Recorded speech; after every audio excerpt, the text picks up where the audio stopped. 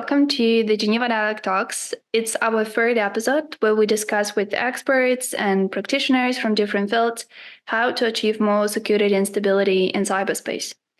Namely, we look at practical implementation of the existing cyber norms and the mapping of the roles and responsibilities of different actors in cyberspace, and trying to find the answer to the question, who needs to do what to enhance more security for all of us. And a few words about who we are. Geneva Dialogue is an international process established by Switzerland and implemented by DiploFoundation with the support of private actors. What also important that we try to build a community. And for the past years, the Dialogue engaged over 50 organizations and individuals from various countries and stakeholder groups to discuss all of these topics. So we've really tried to hear diverse views from different corners of the world. But today specifically, we will focus on the quite narrow question, is our software secure? My name is Anastasia Kazakova. I'm a Cyber Diplomacy Knowledge Fellow at Diplo, and I'm really excited to announce our guest, Berit Hubert, researcher, advisor, entrepreneur, publicist, and software developer.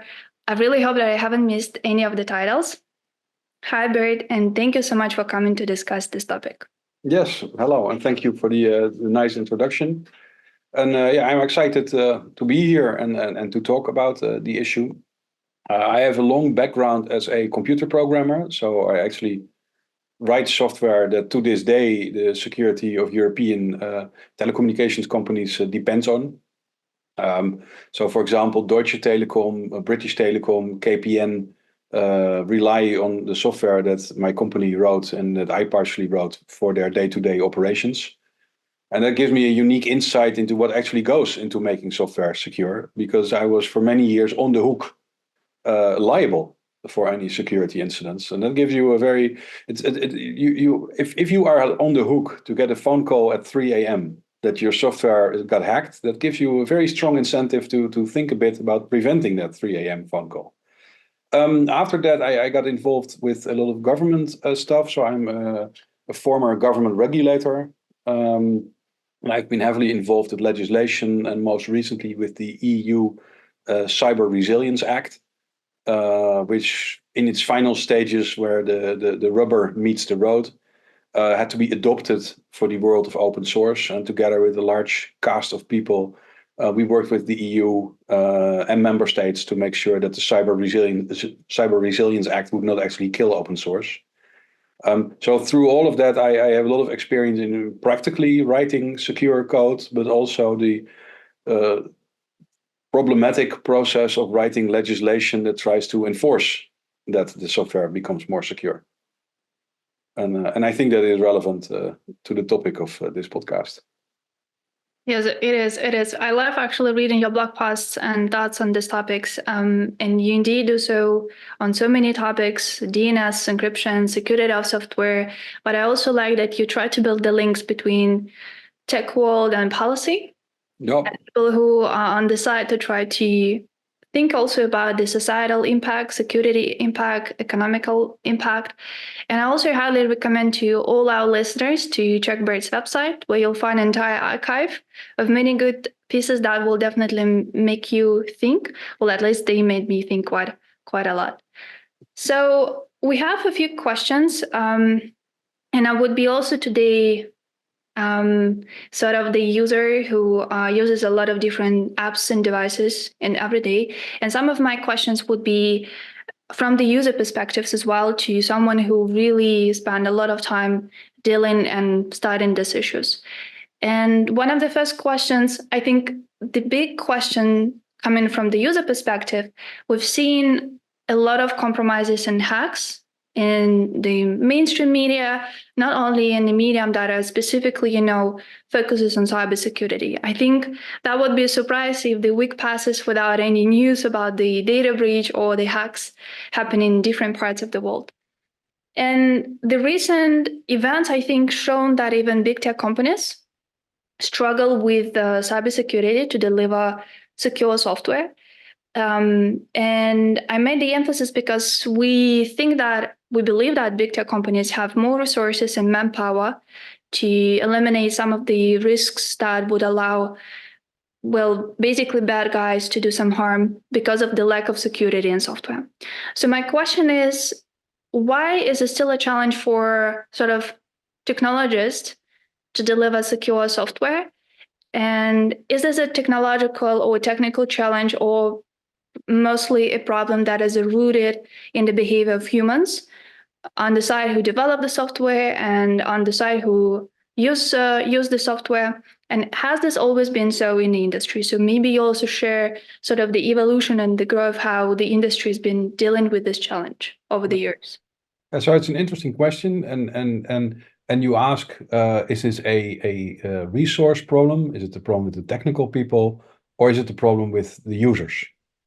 And it turns out that there is a third option, and that is actually where the problem lies. Technical companies have loads of resources, and they can expand these resources in different ways. For example, you can say we want to write more software. Or we want to enhance our existing software so that it has more features.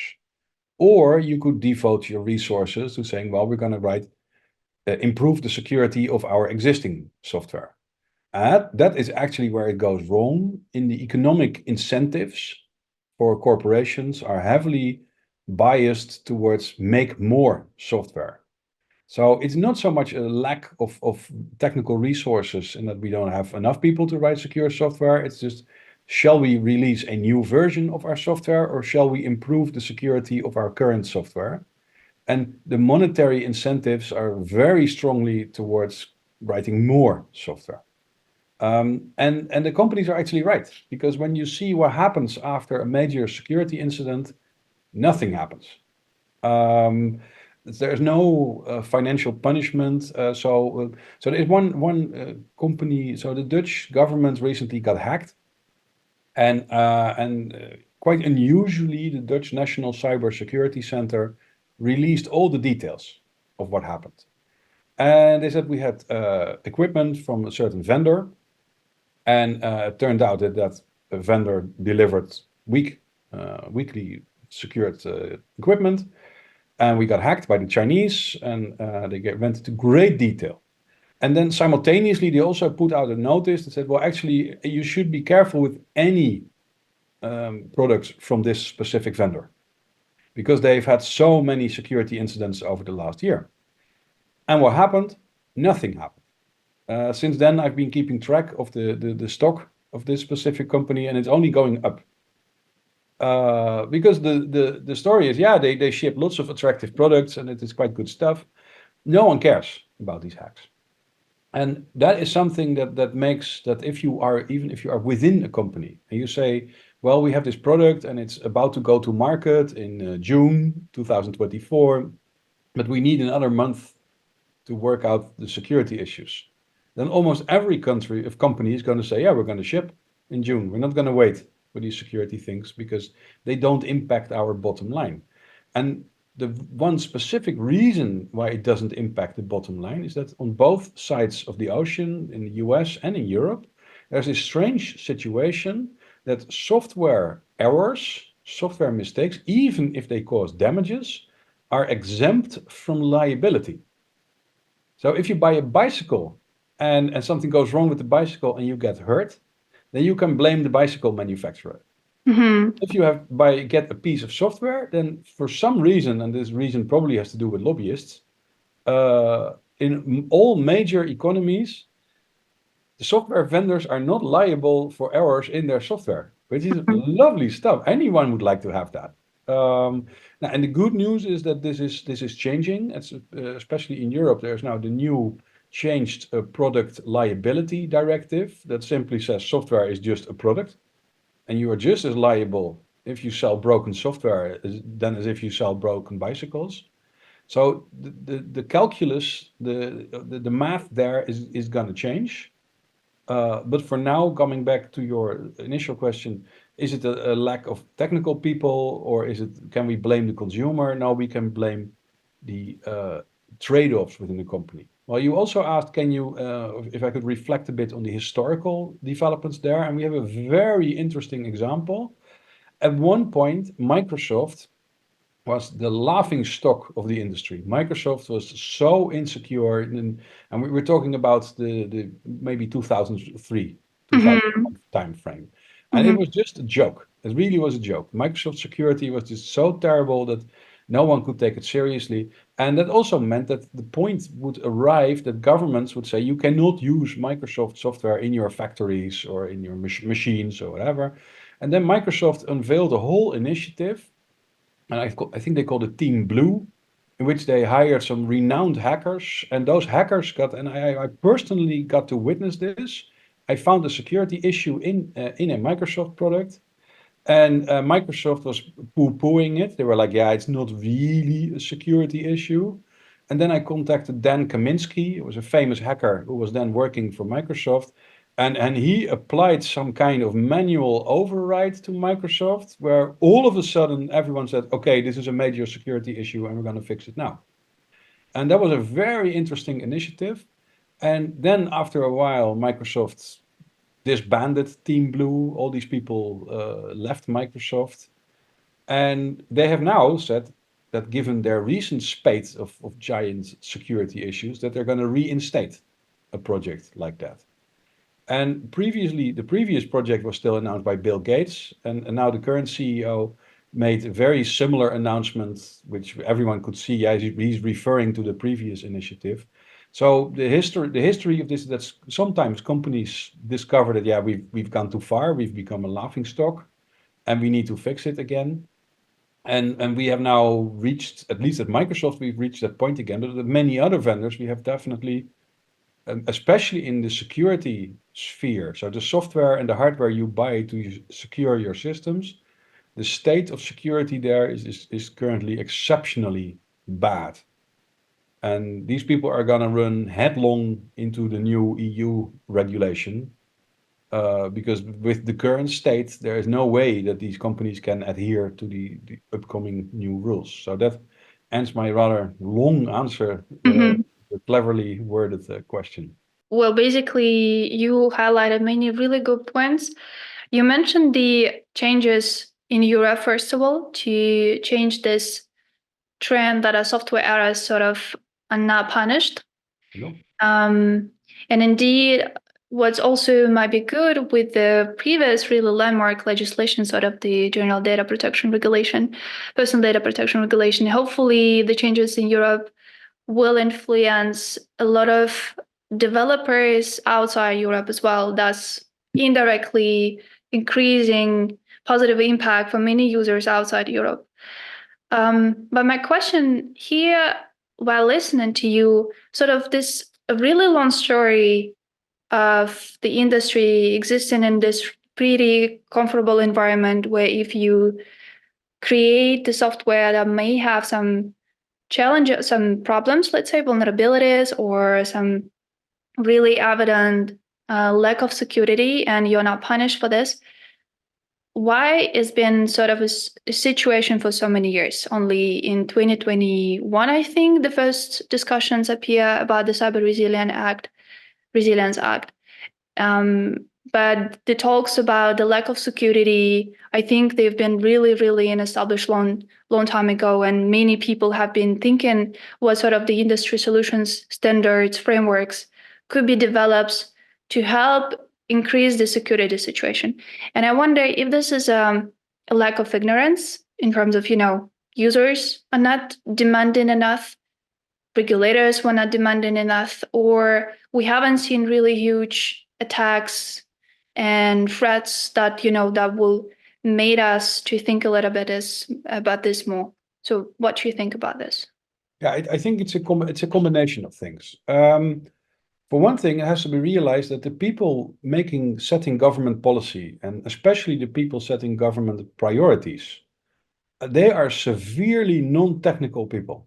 Mm-hmm. So in a typical government meeting on this subject, there will be like, let's say there are 20 people, and 18 of them have not had a computer at home for a long time because it's just not there. Yeah, for typing Word documents maybe, but the level of alienation is something to behold, and I think that this goes so far that when you have political meetings together, that there is an anxiety about technology and that they rather talk about many other things. So it's not a field where someone says, hey, let's wade in and let's start regulating this, because it's quite apparent that you can very easily make a fool of yourself if you start talking about this stuff and you get it wrong. Mm-hmm. And then everyone can make fun of you, and so it's not an attractive field for political people to do. Unlike, let's say, fighting terrorism. It's a lot of fun to fight terrorism because you can always just say, like, the terrorists are bad and we need stronger legislation, and that's easy to do. But if you start entering the field of cybersecurity, then you could say, yeah, we need more secure systems. And the moment that someone asks are you going to do that, it becomes suddenly a swamp that you just entered. So that is one reason why not so much has happened. The other thing is indeed that the consequences of this bad cybersecurity have for a very long time just been on the level of, yeah, it's annoying. Mm-hmm. So you want to do something and you cannot do it because the printer does not print. And maybe once in a while, if you collect these things, then in the course of a year, you hear many times that for a whole day, no airplanes could take off. And that's maybe one day a year. Microsoft 365, which is the communication suite that people are more and more using. Actually, a better name is not so much Microsoft 365, but maybe more Microsoft 363, Mm-hmm. because on average it has 2 days a year that it doesn't work. And well, that's also sort of borderline, just a little bit annoying. It's not that bad. And so it has not also always been very much a government priority because of this. And that changed very much with the recent spate of ransomware attacks, where companies they come to the office and they find that all their files are encrypted and they have to pay money to regain access to their files. So it has become a business model. And when that started happening, and that development is not spread evenly around the world, for some reason, English-speaking governments are way more vulnerable to ransomware attacks than countries that speak other languages. And that probably has to do with that. To start a ransomware attack, you first need to convince people to click on things, and it's lots easier to do that if they're all English-speaking people. Because the amount of people that you can attack in English is a lot larger than you can attack if you speak Dutch. So I think with the advent of ransomware, it came on the radar of politicians, and that's also the thing I get back most from these scenes, because there are just whole companies that just lost all their files and were found out, and I think that put it on the radar. So I think it's a combination of a deep-seated alienation between politicians and technical things, so they prefer to talk about many other things. Mm-hmm. And then that the problems that people have experienced due to cyber issues have mostly been on the level of, yeah, it's annoying, and that has now escalated to, yeah, it actually killed my whole company. And I think, of course, that simultaneously we are making our whole society a digital enterprise. So when previously it would be like, yeah, the printer is down and I cannot print, we are entering the territory, I cannot drive my car. So that makes it all the more serious. And I think the EU specifically, I don't know specifically what got into the EU to do this. It might be, if you start studying the history, that it all comes down to like 3 people, maybe, that got the spirit to do this. But yeah, the EU really kicked it off.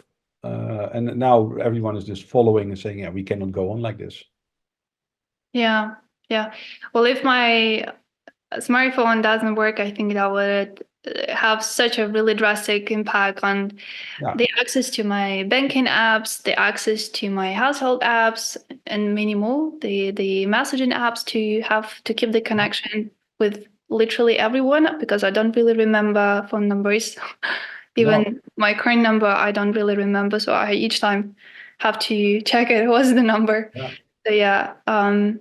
But you mentioned previously the story of the company who supplied the solution to the Dutch government, and the solution lacked the security, as sort of was the cause for the threat actors, if I'm not mistaken, to do further harm.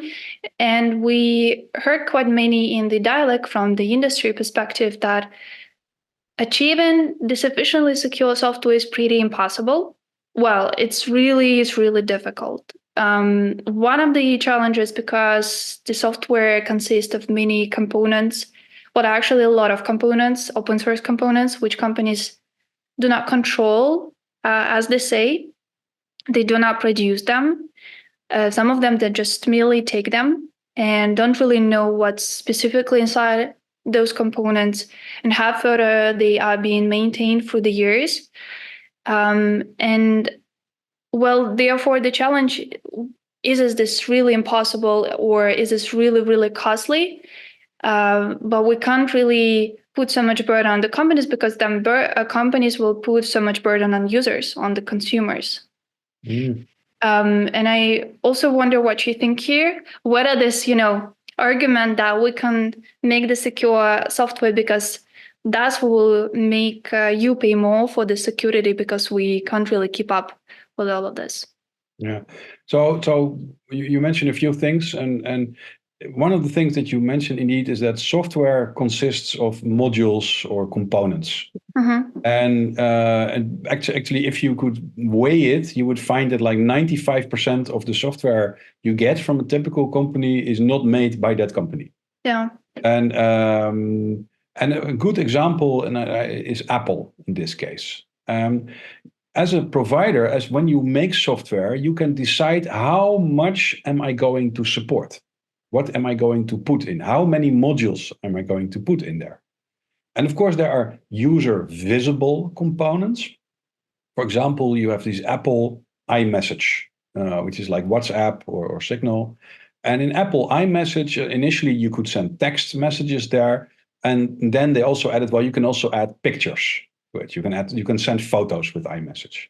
And Apple went on and said, well, you can also make drawings by hand, and those drawings will also be transmitted via iMessage. And by now, there are like 25 things you can send over iMessage. And that was a conscious choice that was made by Apple.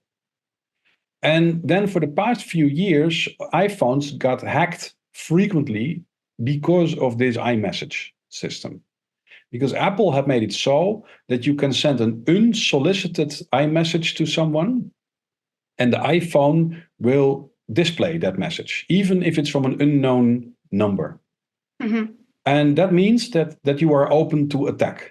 Because Mm-hmm. someone can send you a message that you did not ask for, but still your iPhone will process that message.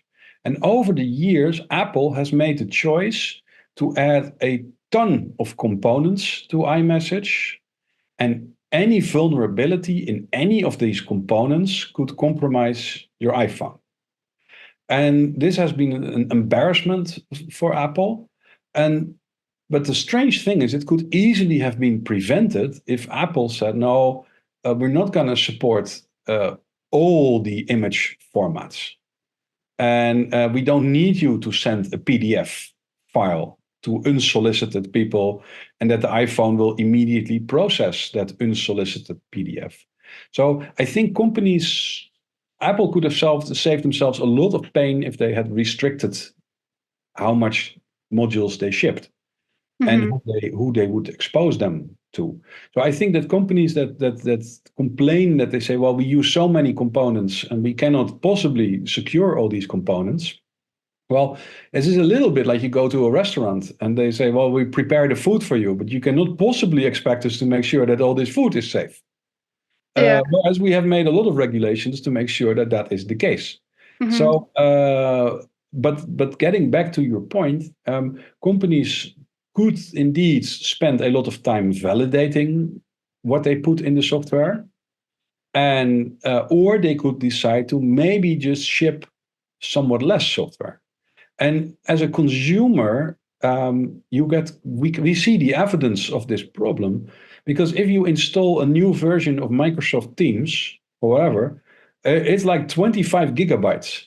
These are extremely large pieces of software. So typical office communication software now uses more storage than whole mainframes did 10 years ago.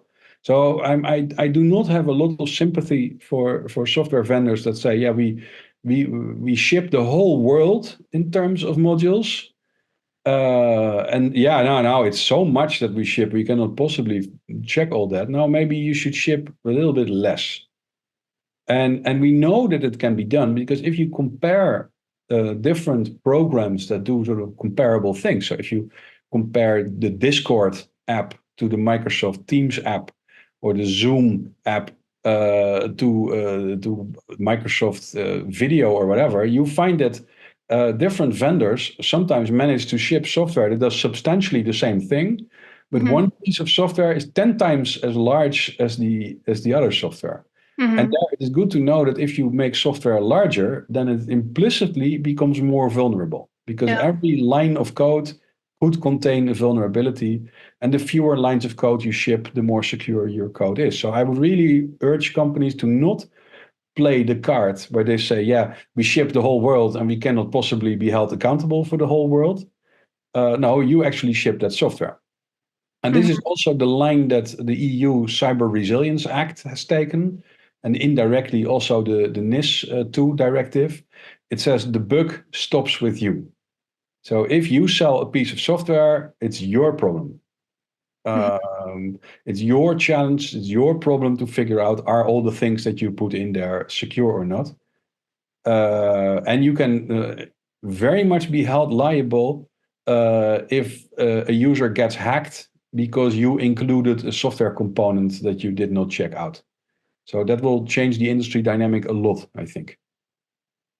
Yeah, it does seem logical to me as well. But I really like your point about shipping less software from the user perspective. As I'm getting older, I found that I don't really like to change install the updates, significant updates so often that I'm really forced to do so.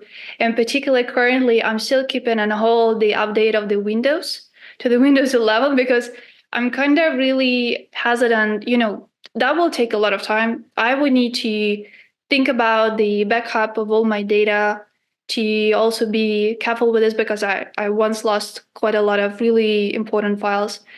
So yeah, I think that it might really, the good are probably the message to some of the companies that try to overcomplicate the development process. Yeah. But I also wanted to focus specifically on the open source software, also given your background. I think there are a lot of popular misconceptions that we might hear about the open source, especially from policy people. So once they may see the news that, for instance, the recent really huge news about the backdoor in the open source utility, which didn't result in a really huge harm, fortunately, but still that was a big investigation of the many researchers, of the media also reported quite a lot about this. And I've heard some of the views that it may not be really secure to specifically use open source software in the context of the most critical facilities. Yeah, that's actually a rather fun thing. So let's compare two cases because this is a talk about backdoors. And a backdoor is where someone takes an existing piece of technology and modifies it a little bit so that anyone that ships that technology now has an exploitable vulnerability. So it's a bit like you sell locks to people and you modify the lock so that you can open all these locks with a special key. And that's an injected backdoor. And it has a very long history, this kind of stuff. But let's say 10 years ago, the US government infected two important security products with its own backdoor. And that was the RSA security library. And I think one of the VPN, big VPN, so the virtual private network vendors. And they got a backdoor inserted by the US government. And the US government actually paid for that. So they went to RSA and they gave them $10 million and they said, you're going to inject this backdoor for us. And so indeed, we should all be worried about backdoors. Because if you use a piece of software and you don't know what is in there, there might be a backdoor in that software. And we've seen that with the RSA and the VPN software. In this case, it was by the US government. And recently, we saw an open source project called XZ or XZ, depending on where you are. And there, indeed, there was an attempt to use the open source process to inject a backdoor into that software. And it was found. It was found in time. So the backdoor was not shipped to production systems. It was only shipped to testing systems. And one of the people testing the testing software, he noticed something strange. And he's now a hero in the open source scene. This guy is called Andres Freund, and he's all our friend. And he found that, and then the investigation could begin in the open source world to see, well, how did this happen? How did this person, how did the attacker manage to get their backdoor inserted? And from that, we have found exactly the methods they used, because the open source world is extremely public. And that has also allowed us to do an audit on all the other open source projects to see if similar things have happened. So I would say that the problem of backdoors has been around for a long time, but I think it's actually a lot bigger in closed source. Because we cannot see what is going on there. We just have to accept that this new update that we get from Microsoft or from RSA is the good stuff. And we cannot look inside there. Whereas with the open source process, you can really see what is going on. And I think that one of the mistakes that people maybe make is that if you want to embed lots of closed source components in your software, you're going to spend a lot of time with lawyers and salespeople to come to agreements. So it's a somewhat visible process. You cannot, if you decide to start using the RSA libraries, someone is going to have to sign a contract with RSA, which means that corporate structures are aware that it is happening.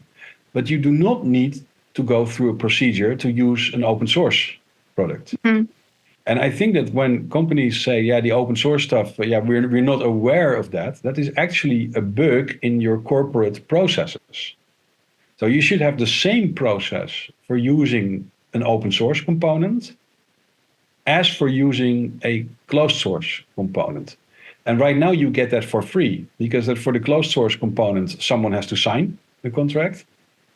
And for the open source project, a random developer can just do that. And I recently visited a very large semiconductor company, and I found that they were extremely aware of this, and they have a very good process for using any kind of software. It doesn't matter if it's open source or it's closed source, it goes through the same process to see, well, is this the kind of software that we, as this multi-billion dollar company, can use or not? And I find it somewhat I'm pretty sort of unhappy with the fact that people blame the open source people for this, whereas it's just a software thing, and your corporate processes were just not good at deciding should we use this product or not. And if in effect, if the open source software would charge €1, then automatically it would become a lot more scrutiny with it, because it had to go through procurement. So I would recommend everyone to just take a look at all the software they import and take a very good look at all of that, if it is free or not. Yeah, and you're basically saying about the existing approaches of the industry, sort of the asset management, right? Or what's been really, I think, a big talk on every industry conference about the SBOMs of the bill of materials or Harvard bill of materials. But I also find quite fascinating in, I think, the 2024 US National Cyber Advisor report, where he mentioned the challenge, sort of a lack of criteria to measure the quality of the secure code. And in this context, Rust programming language has been mentioned as probably one of the promising solutions to eliminate some of the, let's say, basic vulnerabilities and enhance the security of software. And I wonder, what do you think about these recent developments, specifically with the Rust? What is indeed a solution to the challenges that companies might have? And overall, would you name any other specific industry approaches that technologists can adopt to enhance the security of software?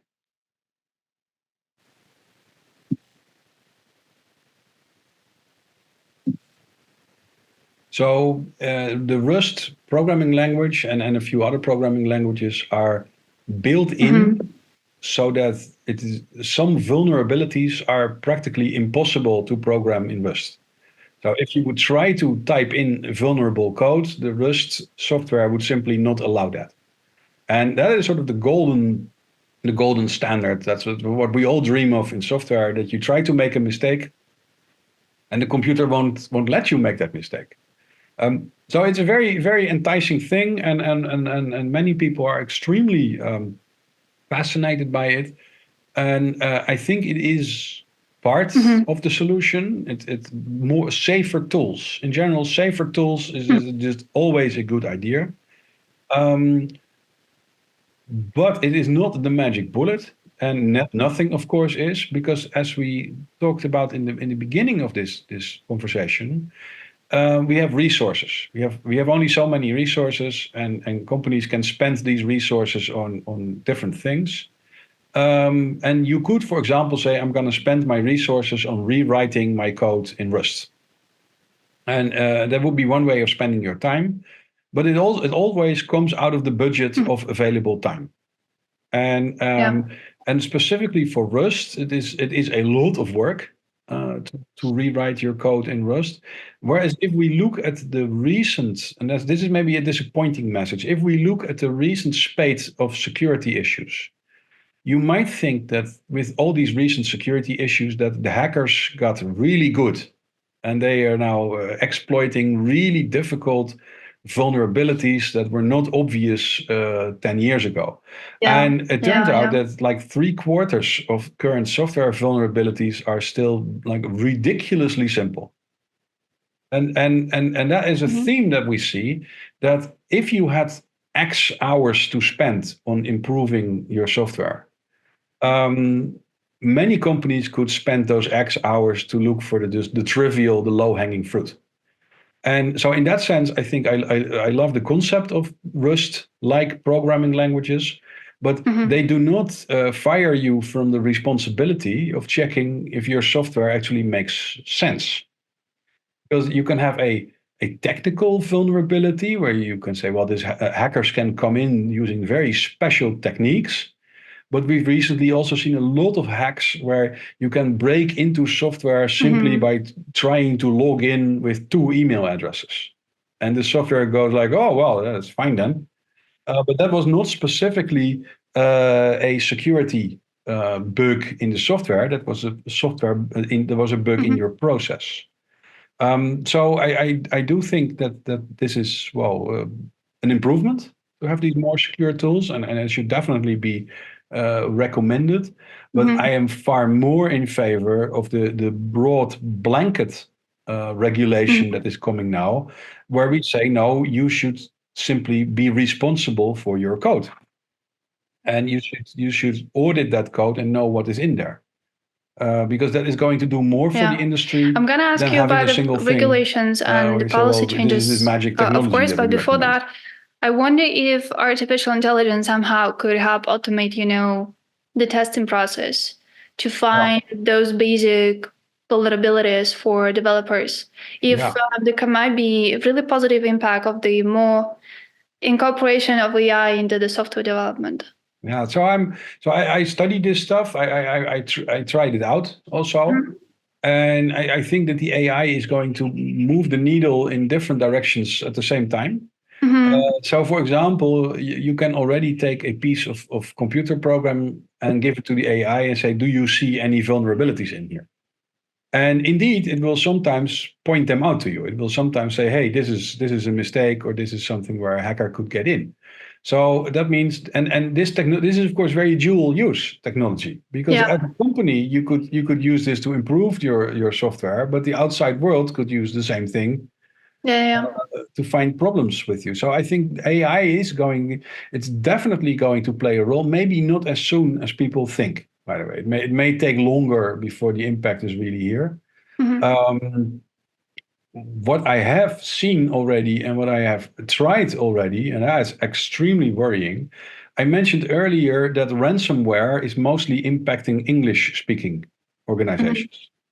It means that is because you often first need to fool a person click on something. It turns out that if you take one of these AI products and you tell them, look, you are a you are a help desk, it will faithfully do whole conversations with users on problems. And I'm very sure that within no time we will have these sort of interactive phishing attacks. So right now you get this stupid phishing attack where you need to click on a link and then you are hacked. But you might very soon get really convincing messages from an airline company with a question, and you have a whole conversation with this support person. And then finally they say, well, okay, to get a refund, you need to click here. And that's when everything gets hacked. But right now, all that happens in a single email message, which most of us can spot and saying, well, this is not a real email message. But if you had a whole conversation with someone, I think that lots of people would go like, yeah, this was not fish. I'm convinced. And this is possible using today's technology. It's actually not even hard to do. And since most security issues currently start with these kind of phishing attacks, I think that the consequences could just be terrible. And there really is nothing we can do about that. I've seen a pretty funny meme about what makes us human, and the answer was that finding the right captions. And I thought for those people who are responsible for those critical facilities, they need really, really simplistic but really straightforward. No. You need to do this. You can't do this. So maybe if you reduce the space and freedom for them, that will help as well to make sure that people not really have more maneuver to decide what they want to do. They really have simplistic logic, like for early machines or operators. Yeah. I'm afraid that it now turns out that computers are better at identifying pieces of bicycle than we are. Yeah. So this is a whole battle that has been going on for a long time, and it will continue to go on. And in the background, this also creates room for for example, Google has an interesting time with it, because Google tracks us so well online that Google can be quite convinced that you are actually a human being. So they are in a position to validate that, hey, yeah, we are pretty sure that this is Bert, because Bert is doing all kinds of Bert-like things, and he's not a robot. Yeah.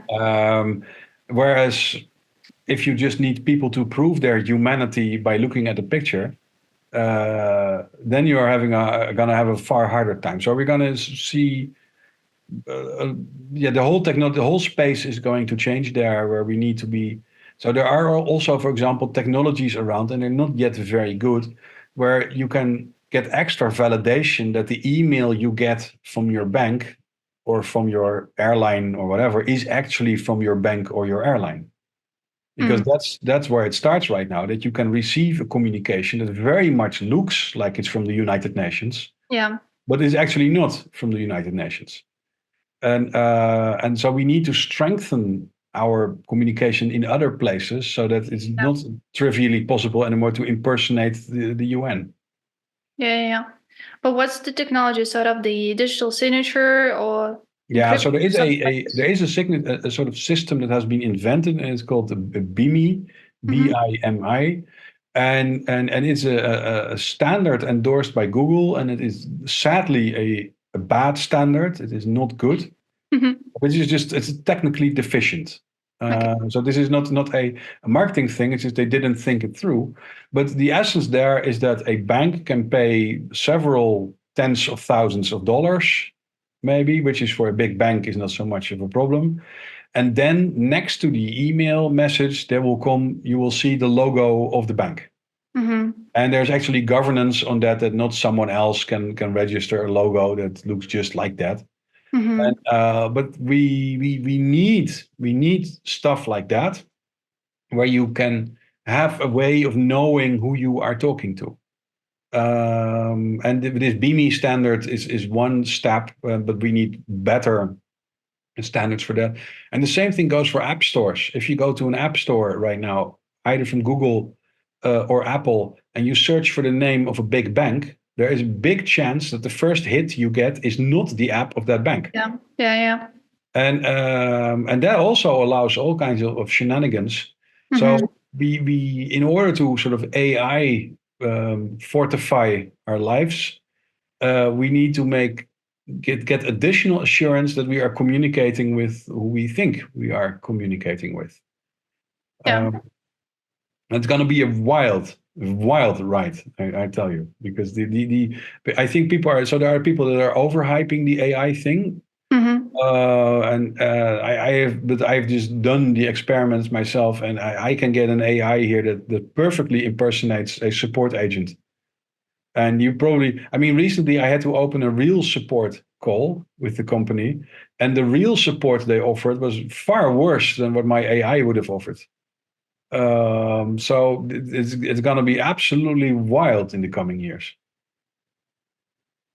Yeah. Yeah. What fascinates me that all of this, sort of tech disruptions in the way that it produces new situations for us as a humans to deal with highlights again for me as some really interesting patterns in human behavior which existed which and will exist for many years after.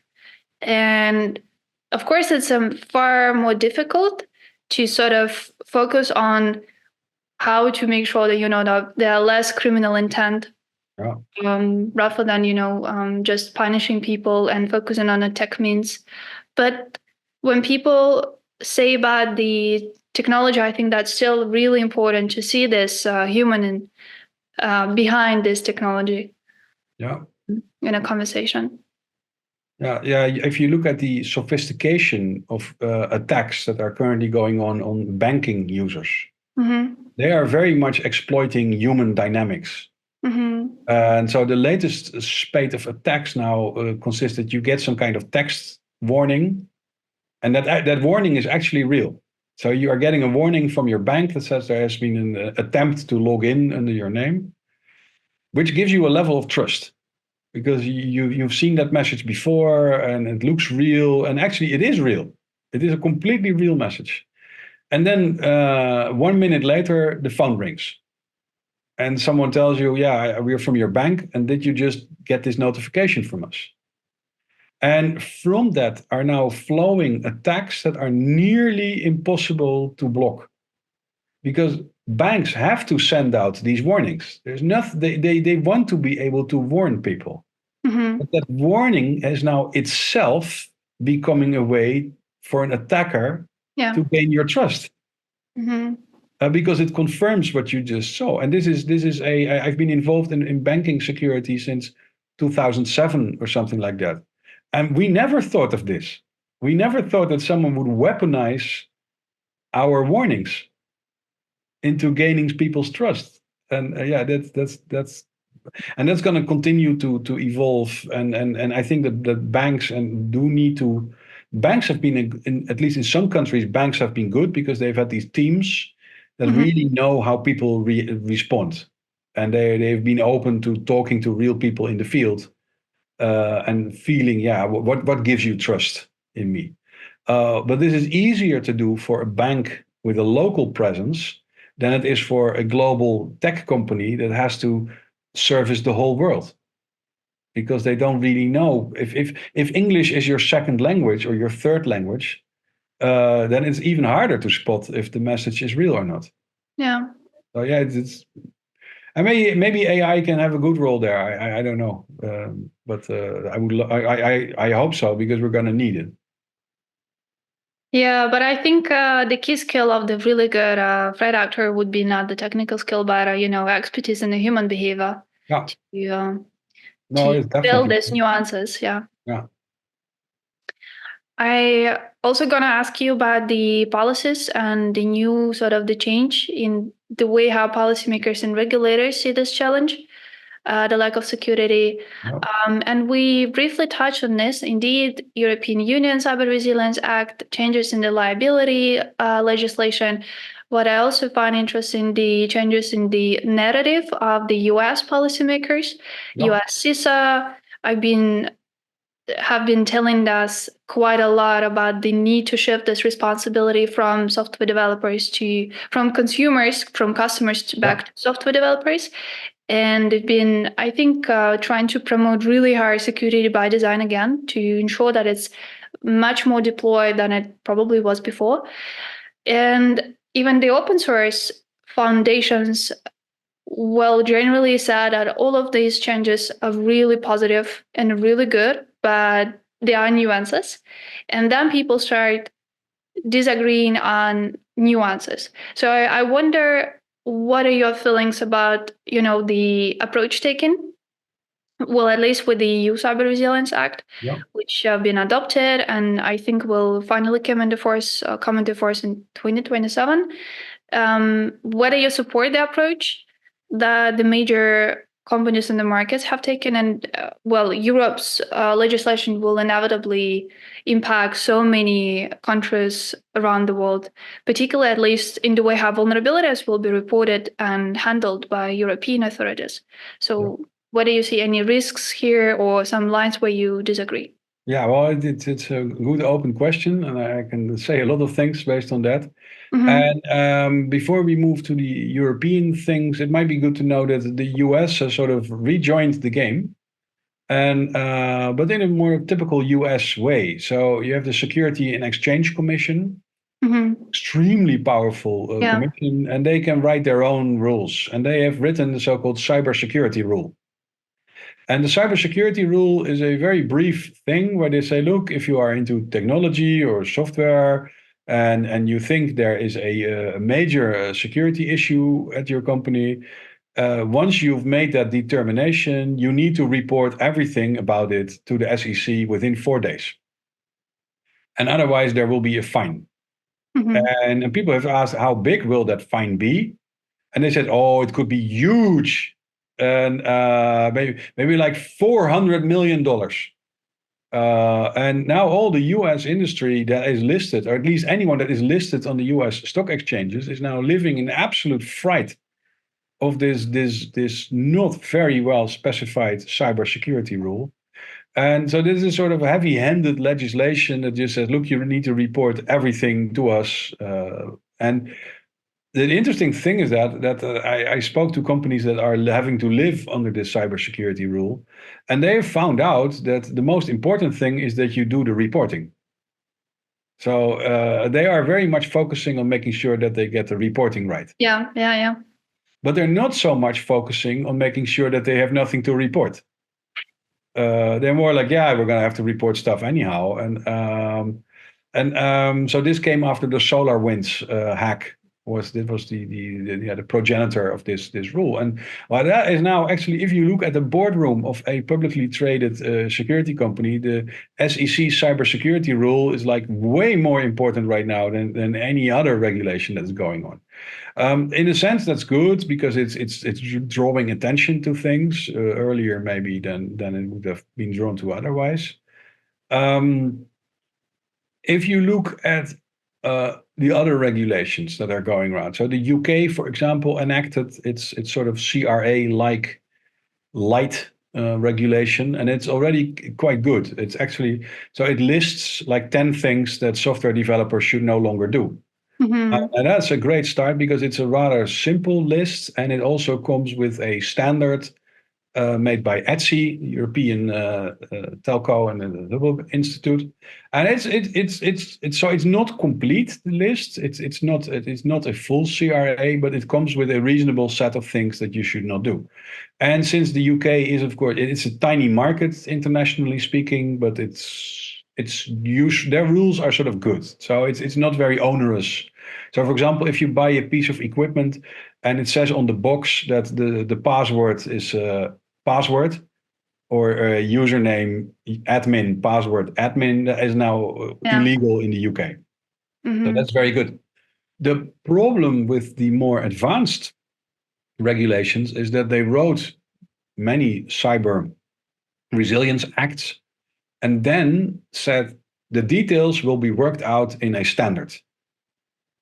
So this is also how you do the safety of washing machines and bicycles and other stuff, where you say, look, you have to create safe bicycles. And here is a standard that says how thick the steel must be. Or if you have a washing machine, that you need to have 2 layers of isolation between the inside and the outside. And that is the work of these standards bodies. And that has worked pretty well eventually for cars and washing machines and airplanes. And they've now said, now industry, you need to sit down and write this standard for secure code. Mm-hmm. And it's not as if we in the industry have not tried that before. Yeah. And we have tried and we have failed miserably. So one of the areas where where the nuance, where the rubber meets the road, is when we write down these standards and say, what does writing secure code actually mean? And that is where things could go well, where the various communities find each other and agree on these are good practices. And it could also go entirely wrong. So we could end up with an impossible standard, for example. And there are some signs of that already. And you mentioned earlier the US push for the Rust programming language. There are forces that say that we should outlaw any non-memory safe language forever.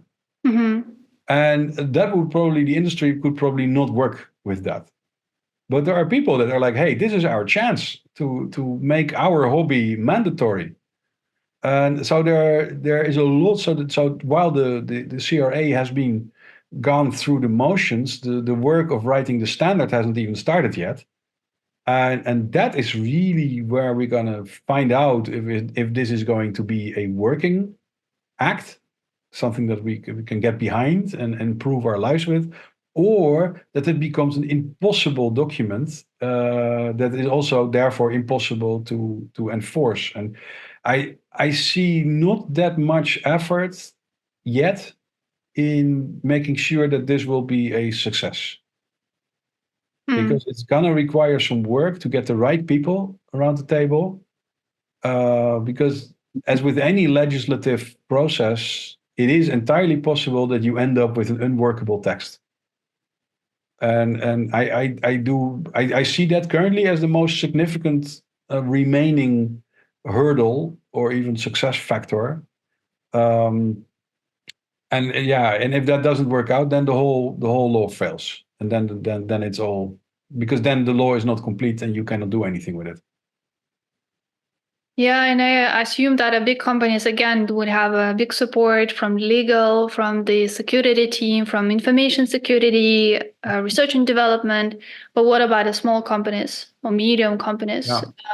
For them to be part of the standardization bodies or at least access standards, it's also. So the EU, somehow the EU thought about this, or at least we strongly hinted that that this should be part of it, and they actually wrote that down.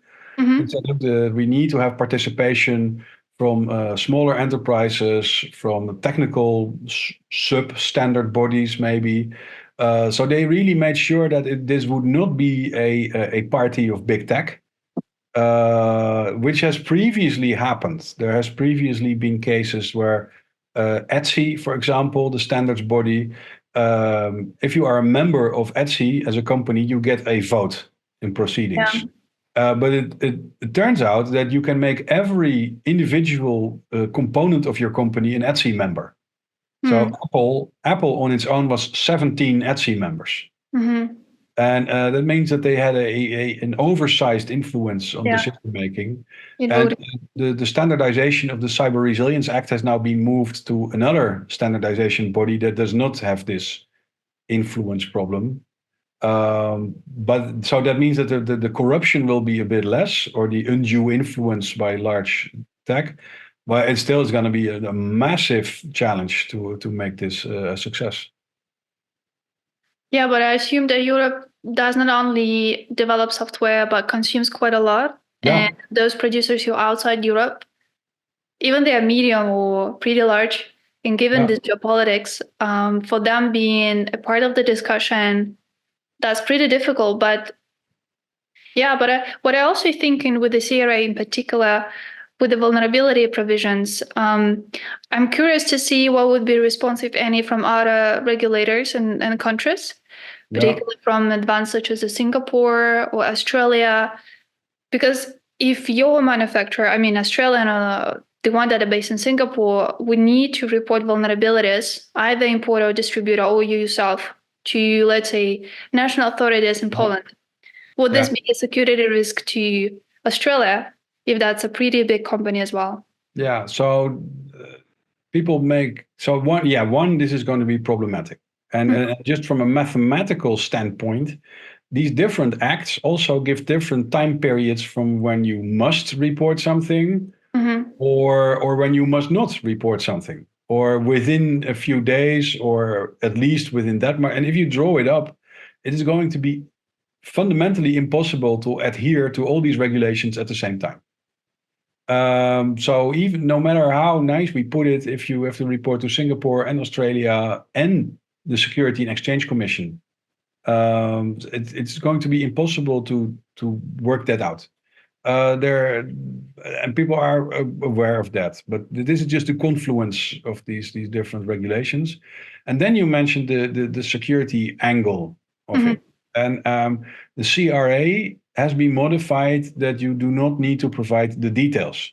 So you have to say there is a vulnerability, but you do not need to report so much detail that the EU could replicate your security problem. Which is nice, but not all regulators are going to be this nice. Yeah.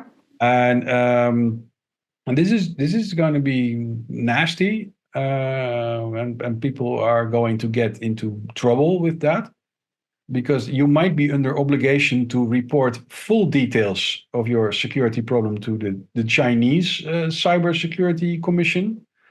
And you might specifically be disallowed from doing that by your own national legislation. Yeah. And this is not going to be a fun problem. This is going to be a terrible problem. But I also think that people make a bit too much out of this, because currently the software is so insecure. I would prefer that people would get to work on fixing that and start worrying about these hypothetical problems, which have not yet arrived, later. But it's a lot more fun to talk about this than to talk about your crappy security.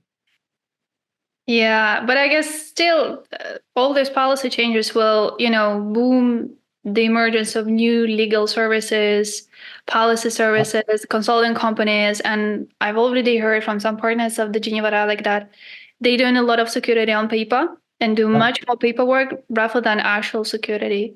This is true. But the nice thing, what I appreciate as a software person, as a computer programmer, is that you cannot talk your way out of the CRA. So there are these paper certifications, but actually the CRA really obliges you in very clear wording that if you embed a piece of software, a component in your software, that you are on the hook for that. So you cannot get out of this with agreements with people. The buck stops with the vendor. Yeah. And that's unlike other forms of certification. So I do, of course, people are going to attempt it. People are going to attempt to say, okay, formally, we as the large software company are on the hook for your module, but we're going to try to make you sign a contract that you are on the hook. And that would allow maybe to get people to sort of sign away their problems with sufficient paperwork. And I don't think it's going to fly, really. Because the wording in both the CRA and the Product Liability Directive and in NIS2 are really look at your problem. Yeah. So I'm slightly optimistic there. I have a final question, which is more about your sort of the vision in the coming year and upcoming years, your predictions, and what would we need to pay close attention, on the both tech side and the governance side. What would you feel as the mainstream main trends that will be more visible in upcoming years? Oh, that's a good one. It's always difficult to predict the future. I think that the use of AI by bad actors will surprise us. Because they can iterate at a tremendously high rate. They can really quickly figure out what works and what does not work. And meanwhile, our defenses to that evolve much slower. So I would not be amazed if we get if we see ransomware expand to far more non-English speaking or non-Russian speaking languages based on AI translations. That would be my nearest sort of term hunch that we're going to see that happen. In the and in the medium term, we should all be paying attention to this standardization process of all these new cybersecurity rules, because it appears like that everyone is celebrating in Brussels and we're done with the CRA, but the actual work starts now. Yeah. And at the same time, the US may have enacted their the SEC cybersecurity rule, but it's not fleshed out. So actually, I think that if I had one message for large stakeholders is devote resources to that standardization process, because you could make it or break it. And there are also forces that I'm reasonably sure there are forces that are trying to break it at this point. This is a well-known industry tactic that if you don't like a standard, then you join the standard setting process and start doing a malicious compliance and creating more work for everyone so that the whole standard will be done in 2035.